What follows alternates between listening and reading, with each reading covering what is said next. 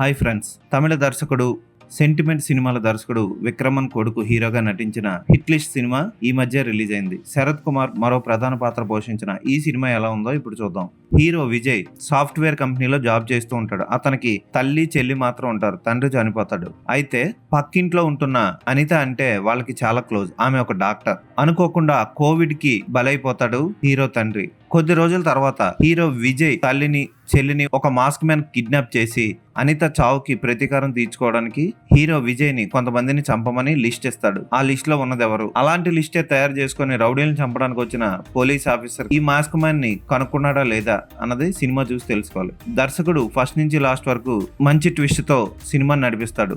First లో మనకి అర్థం కాదు, కాకపోతే ఇంటర్వెల్ తర్వాత నుంచి మెల్లిగా మనకి అర్థమవుతుంది. మాస్క్ మ్యాన్ ఎవరో కూడా మనం కనిపెట్టేయచ్చు.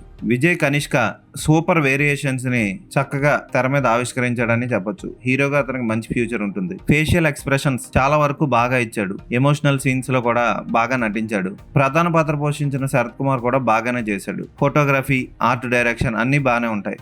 అక్కడక్కడ లాజిక్లు కూడా మిస్ అయిపోతాయి. అయినా పర్వాలేదు, సినిమాని అలా చూసుకుంటూ వెళ్ళిపోవచ్చు. హీరో తల్లి చాలా పెద్ద త్యాగం చేస్తుంది సినిమాలో. అంత పెద్ద త్యాగం చేయాల్సిన అవసరం లేదు అనిపిస్తుంది.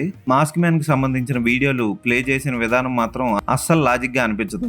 కంప్యూటర్ సరిగ్గా ఆపరేట్ చేయడం కూడా రాని హీరో తల్లి మాస్క్ మ్యాన్ వీడియోలను ఆపరేట్ చేయడం జోక్ అనిపిస్తుంది. ఇక ఈ సినిమాకి ఫోటోగ్రఫీ బాగుంది. ఎడిటింగ్ మాత్రం కొంచెం చేస్తే బెటర్ అనిపించింది. క్లైమాక్స్ అందరినీ ఆకట్టుకుంటుంది.